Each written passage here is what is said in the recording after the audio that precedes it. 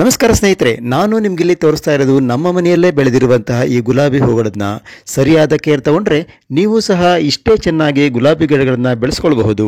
ಗುಲಾಬಿ ಗಿಡದಲ್ಲಿ ಹೊಸ ಚಿಗುರುಗಳು ಬರ್ತಾ ಇಲ್ಲ, ಗಿಡ ಚೆನ್ನಾಗಿ ಬೆಳೀತಾ ಇಲ್ಲ, ಹೂಗಳು ಸರಿಯಾಗಿ ಬರ್ತಾ ಇಲ್ಲ, ಮೊಗ್ಗುಗಳಾದ್ರೂ ಹೂವಾಗೋ ಮೊದಲೇ ಉದುರಿ ಹೋಗ್ತಾ ಇವೆ. ಹೀಗಂತ ಅನೇಕರು ಕಂಪ್ಲೇಂಟ್ಸ್ ಮಾಡ್ತಾರೆ. ಇದಕ್ಕಾಗಿ ಅಂತಾನೆ ನಾನಿವತ್ತು ನಿಮ್ಗಾಗಿ ಕೆಲವೊಂದು ಸಾವಯವ ಹಾಗೂ ರಾಸಾಯನಿಕ ಅಂದ್ರೆ ಆರ್ಗ್ಯಾನಿಕ್ ಮತ್ತೆ ಕೆಮಿಕಲ್ ಗೊಬ್ಬರಗಳ ಮಿಶ್ರಣದಿಂದ ಗುಲಾಬಿ ಗಿಡದಲ್ಲಿ ಹೊಸ ಚಿಗುರುಗಳು ಬಂದು ಗಿಡ ಬಲಿಷ್ಠವಾಗಿ ಬೆಳೆದು ಗಿಡದಲ್ಲಿ ಹೆಚ್ಚು ಹೆಚ್ಚು ಹೂಗಳನ್ನು ಬಿಡುವಂತೆ ಮಾಡೋದಕ್ಕೆ ಒಂದು ಉಪಾಯವನ್ನು ತಿಳಿಸ್ತಾ ಇದ್ದೀನಿ. ನಮ್ಮ ಮನೆಯಲ್ಲಿ ಬೆಳೆದಿರುವಂತಹ ಗುಲಾಬಿ ಹೂಗಳನ್ನು ನಿಮಗೀಗ ತೋರಿಸ್ತಾ ಇದ್ದೀನಿ. ಇದಕ್ಕಾಗಿ ಏನೇನು ಮಾಡಬೇಕು, ಹೇಗೆ ಮಾಡಬೇಕು, ಎಲ್ಲ ವಿವರಗಳನ್ನು ಕೊಡ್ತೀನಿ. ಈ ವಿಡಿಯೋವನ್ನು ಎಲ್ಲೂ ಸ್ಕಿಪ್ ಮಾಡದೆ ಕೊನೆವರೆಗೂ ನೋಡಿ.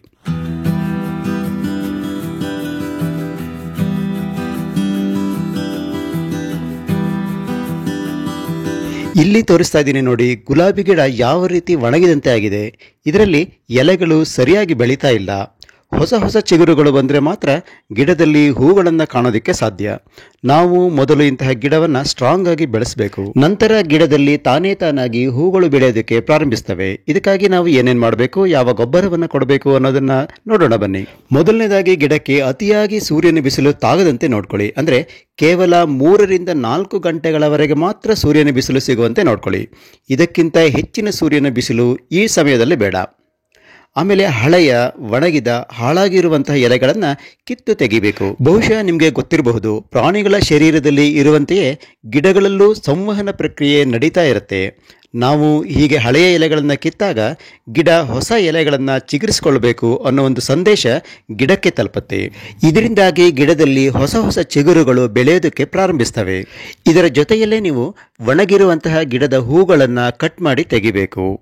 ಈಗ ಈ ಮಣ್ಣನ್ನು ಈ ರೀತಿ ನೀವು ಲೂಸ್ ಮಾಡ್ಕೊಳ್ಬೇಕು. ಅಂದರೆ ಮಣ್ಣಿನ ಮೇಲ್ಪದರವನ್ನು ಈ ರೀತಿ ನೀವು ಬಿಡಿಸ್ಕೊಳ್ಬೇಕು. ಗಟ್ಟಿ ಮಣ್ಣು ಲೂಸ್ ಆಗಬೇಕು. ಆದರೆ ಈ ಗಿಡದ ಬೇರುಗಳಿಗೆ ಯಾವುದೇ ತೊಂದರೆ ಆಗದಂತೆ ನೋಡ್ಕೊಳ್ಳಿ. ಈಗ ನಾನು ಮೊದಲೇ ಹೇಳ್ದಂಗೆ ಇದಕ್ಕೆ ಕೆಮಿಕಲ್ ಮತ್ತು ಆರ್ಗ್ಯಾನಿಕ್ ಗೊಬ್ಬರವನ್ನು ಸೇರಿಸುವಂಥ ಸಮಯ. ಇದಕ್ಕೆ ನೀವು 1 ಚಿಟಿಕೆ ಕ್ಯಾಲ್ಸಿಯಂ ನೈಟ್ರೇಟನ್ನು ಸೇರಿಸಬೇಕು. ಕ್ಯಾಲ್ಸಿಯಂ ನೈಟ್ರೇಟ್ ಸೇರಿಸೋದ್ರಿಂದ ಗಿಡ ಸ್ಟ್ರಾಂಗ್ ಆಗಿ ಬೆಳೆಯುತ್ತೆ. ಗಿಡದಲ್ಲಿ ಪೋಷಕಾಂಶಗಳನ್ನು ಹೀರ್ಕೊಳ್ಳೋದಕ್ಕೆ ಇದು ಸಹಾಯ ಮಾಡುತ್ತೆ. ಆದರೆ ತುಂಬ ಹಾಕಬಾರ್ದು, ಒಂದೇ 1 ಚಿಟಿಕೆಯನ್ನು ಸೇರಿಸಿದ್ರೆ ಸಾಕು. ಈಗ ಇದಕ್ಕೆ 1 ಚಮಚ ಝೈಮ್ ಅನ್ನು ಸೇರಿಸಬೇಕು. ಝೈಮ್ ಅಂದರೆ ಇದು ಕೆಮಿಕಲ್ ಗೊಬ್ಬರ ಅಲ್ಲ, ಆರ್ಗ್ಯಾನಿಕ್ ಗೊಬ್ಬರ. ಇದನ್ನ ಮಣ್ಣಿನ 4 ಕಡೆಯಿಂದ ನೀವು ಇದನ್ನ ಸೇರಿಸಬೇಕು. ಈ ಝೈಮ್ ಅನ್ನು ಸೇರಿಸೋದ್ರಿಂದ ಸಾಯಿಲ್ ಸ್ಟ್ರಕ್ಚರ್ ಇಂಪ್ರೂವ್ ಆಗುತ್ತೆ. ಆಮೇಲೆ ಮೈಕ್ರೋಬಿಯಲ್ ಆಕ್ಟಿವಿಟೀಸ್ನ ಇದು ಹೆಚ್ಚು ಮಾಡುತ್ತೆ. ಇದರಿಂದಾಗಿ ಮೈಕ್ರೋ ನ್ಯೂಟ್ರಿಯೆಂಟ್ಸ್ ಮತ್ತು ಮ್ಯಾಕ್ರೋ ನ್ಯೂಟ್ರಿಯೆಂಟ್ಸ್ ಮಣ್ಣಿನಲ್ಲಿ ಹೆಚ್ಚಾಗುತ್ತೆ. ರೂಟ್ ಡೆವಲಪ್ಮೆಂಟ್ ಅಂದರೆ ಬೇರಿನ ಬೆಳವಣಿಗೆ ಹೆಚ್ಚಾಗುತ್ತೆ. ಗಿಡದಲ್ಲಿ ರೋಗ ನಿರೋಧಕ ಶಕ್ತಿ ಕೂಡ ಹೆಚ್ಚಾಗುತ್ತೆ. ಈಗ ಇದಕ್ಕೆ 1 ಚಮಚ ಸೀವೀಡ್ ಅನ್ನು ಸೇರಿಸಬೇಕು. ಈ ಸೀವೀಡ್ ಬಗ್ಗೆ ನಾನು ಈಗಾಗಲೇ ಒಂದು ವಿಡಿಯೋ ಮಾಡಿದ್ದೀನಿ, ನೀವು ಅದನ್ನು ನೋಡ್ಬೋದು. ಈ ಸೀವೀಡ್ ಅನ್ನು ಸೇರಿಸೋದ್ರಿಂದ ಗಿಡ ಚೆನ್ನಾಗಿ ಬೆಳೆಯುತ್ತೆ ಮತ್ತು ಗಿಡದಲ್ಲಿ ಹೂಗಳು ಚೆನ್ನಾಗಿ ಬೆಳೀತವೆ. ಈಗ ಇದಕ್ಕೆ 1 ಚಮಚ ವುಡ್ ಆ್ಯಶ್ ಅಂದರೆ ಕಟ್ಟಿಗೆ ಬೂದಿಯನ್ನು ಸೇರಿಸಬೇಕು. ಗಿಡಗಳಿಗೆ ಇದರಿಂದ ಪೊಟ್ಯಾಷಿಯಂ, ಕ್ಯಾಲ್ಸಿಯಂ ಮತ್ತು ಫಾಸ್ಫರಸ್ ಸಿಗುತ್ತೆ. ಗಿಡಗಳಲ್ಲಿ ಹೂಗಳು ಚೆನ್ನಾಗಿ ಬರೋದಕ್ಕೆ ಸಹಾಯ ಮಾಡುತ್ತೆ. ಮಣ್ಣಿನ ಸ್ಟ್ರಕ್ಚರ್ ತುಂಬ ಚೆನ್ನಾಗಿ ಆಗುತ್ತೆ. ಇವಿಷ್ಟನ್ನು ಸೇರಿಸಿದ ನಂತರ ಈಗ ಮಣ್ಣನ್ನು ನೀವು ಈ ರೀತಿ ಚೆನ್ನಾಗಿ ಮಿಕ್ಸ್ ಮಾಡಬೇಕು. ಈ ವಿಧಾನ ನಿಮಗೆ ತುಂಬ ಚೆನ್ನಾಗಿ ಕೆಲಸ ಮಾಡುತ್ತೆ. ಇದರಿಂದ ಗಿಡದಲ್ಲಿ ಸಾಕಷ್ಟು ಹೂಗಳನ್ನು ನೀವು ಕಾಣಬಹುದು. ಇದನ್ನು ನೀವು 2 ರಿಂದ 3 ತಿಂಗಳಿಗೆ ಒಮ್ಮೆ ರಿಪೀಟ್ ಮಾಡಬಹುದು. ಇದರ ಜೊತೆಯಲ್ಲೇ ಬೇಕಿದ್ರೆ ನೀವು 1 ಲೀಟರ್ ನೀರಿಗೆ 1 ಚಮಚ ಪೊಟ್ಯಾಷಿಯನ್ನ ಸೇರಿಸಿ ಚೆನ್ನಾಗಿ ಮಿಕ್ಸ್ ಮಾಡಿ ಗಿಡಕ್ಕೆ ಹಾಕಬಹುದು. ಅಗತ್ಯ ಇದ್ರೆ ಮಾತ್ರ ಈ ಕ್ರಮವನ್ನ ಮಾಡಿ. ಕೆಲವೇ ತಿಂಗಳಲ್ಲಿ ಗುಲಾಬಿ ಗಿಡದಲ್ಲಿ ಹೊಸ ಹೊಸ ಚಿಗುರು ಬರೋದನ್ನು ನೀವು ಕಾಣಬಹುದು, ಮೊಗ್ಗುಗಳನ್ನು ಕಾಣಬಹುದು, ಹೂಗಳನ್ನು ಬಿಡೋದನ್ನು ನೀವು ಕಾಣಬಹುದು.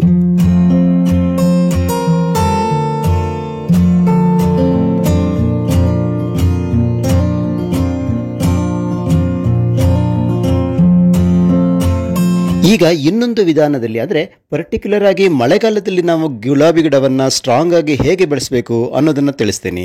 ಅದಕ್ಕಾಗಿ ಹೊಸ ಚಿಗುರುಗಳು ಬಂದ ನಂತರ ಈ ಚಿಗುರುಗಳ ತುದಿಯನ್ನು ನೀವು ಈ ರೀತಿ ಕತ್ತರಿಸಬೇಕು. ಈ ಕಾಲದಲ್ಲಿ ನಮಗೆ ಗುಲಾಬಿ ಹೂಗಳು ಬೇಡ, ಆದ್ದರಿಂದ ಇದರಲ್ಲಿ ಹೊಸದಾಗಿ ಬರ್ತಾ ಇರುವಂತಹ ಮೊಗ್ಗು ಹೂಗಳನ್ನು ಕತ್ತರಿಸಬೇಕು.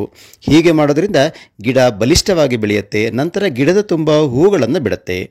ಹೀಗೆ ಹೂಗಳನ್ನು ಕಿತ್ತ ನಂತರ ಬಹಳ ಒಳ್ಳೆಯ ಆರ್ಗ್ಯಾನಿಕ್ ಗೊಬ್ಬರವನ್ನು ನಾವು ಕೊಡಬೇಕು. ಈಗ ಕೆಮಿಕಲ್ ಗೊಬ್ಬರವನ್ನು ಕೊಡುವಂಥ ಸಮಯ ಅಲ್ಲ. ಇದಕ್ಕಾಗಿ ನೀವು ಏನು ಮಾಡಬೇಕು ಅಂತಂದರೆ 2 ಚಮಚ ವರ್ಮಿ ಕಾಂಪೋಸ್ಟ್ ಅಂದರೆ ಎರೆಹುಳು ಗೊಬ್ಬರವನ್ನು ತಗೊಳ್ಬೇಕು. ಇದಕ್ಕೆ 1 ಚಮಚ ಎಪ್ಸಮ್ ಸಾಲ್ಟನ್ನು ಸೇರಿಸಿ. ಈ ಎಪ್ಸಮ್ ಸಾಲ್ಟ್ ಬಗ್ಗೆ ಕೂಡ ನಾನು ವಿಡಿಯೋವನ್ನು ಮಾಡಿದ್ದೀನಿ, ನೀವು ಗಮನಿಸಬಹುದು. ಆಮೇಲೆ ಇದಕ್ಕೆ 1 ಚಮಚ ಝೈಮ್ ಅನ್ನು ಸೇರಿಸಿ. ನಂತರ ಒಂದು ಅರ್ಧ ಚಮಚ ಸಾಫ್ ಫಂಗಿಸೈಡ್ ಅಂತ ಸಿಗುತ್ತೆ, ಇದನ್ನು ನೀವು ಯೂಸ್ ಮಾಡ್ಬೋದು. ಒಂದು ವೇಳೆ ಈ ಸಾಫ್ ಫಂಗಿಸೈಡ್ ನಿಮಗೆ ಸಿಕ್ಕಿಲ್ಲ ಅಂತಂದರೆ ವುಡ್ ಡ್ಯಾಶ್ ಅಥವಾ ಕಟ್ಟಿಗೆ ಬೂದಿಯನ್ನು ಯೂಸ್ ಮಾಡ್ಬೋದು. ಟರ್ಮರಿಕ್ ಪೌಡರ್ ಅಂದರೆ ಅರಿಶಿಣ ಪುಡಿಯನ್ನು ಕೂಡ ಉಪಯೋಗಿಸ್ಬೋದು. ಈಗ ಇದನ್ನು ಚೆನ್ನಾಗಿ ಮಿಕ್ಸ್ ಮಾಡಿ. ನೋಡಿ, ಮಳೆಗಾಲಕ್ಕೆ ಬೇಕಾದಂತಹ ಆರ್ಗ್ಯಾನಿಕ್ ಫರ್ಟಿಲೈಸರ್ ಅಂದರೆ ಸಾವಯವ ಗೊಬ್ಬರ ತಯಾರಾಗಿದೆ. ಇದು ತುಂಬಾ ಎಫೆಕ್ಟಿವ್ ಆಗಿದೆ. ಎಸ್ಪೆಷಲಿ ಗುಲಾಬಿ ಗಿಡಗಳಿಗೆ ಇದು ತುಂಬಾ ಉಪಯೋಗಕ್ಕೆ ಬರುತ್ತೆ. ಈಗ ಪಾಟ್ನಲ್ಲಿರುವ ಮಣ್ಣಿನ ಮೇಲ್ಪದರವನ್ನು ನೀವು ಈ ರೀತಿ ಲೂಸ್ ಮಾಡ್ಕೊಳ್ಬೇಕು. ಮಣ್ಣಿನ ಮೇಲ್ಭಾಗ ಗಟ್ಟಿಯಾಗಿರುತ್ತೆ, ಅದರಿಂದ ಗೊಬ್ಬರ ಚೆನ್ನಾಗಿ ಹೀರ್ಕೊಳ್ಳೋದಕ್ಕೆ ಆಗೋದಿಲ್ಲ. ಅದರಿಂದ ಈ ರೀತಿ ಲೂಸ್ ಮಾಡ್ಕೊಳ್ಳಿ.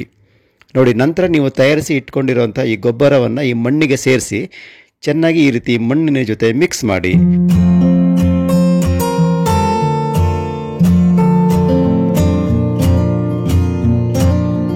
ಈಗ ಇದಕ್ಕೆ ಸ್ವಲ್ಪ ಪ್ರಮಾಣದಲ್ಲಿ ನೀರನ್ನು ಸೇರಿಸಬೇಕು. ಇದರಿಂದ ಗೊಬ್ಬರ ಚೆನ್ನಾಗಿ ಮಣ್ಣಿನ ಜೊತೆ ಬೆರೆಯುತ್ತೆ.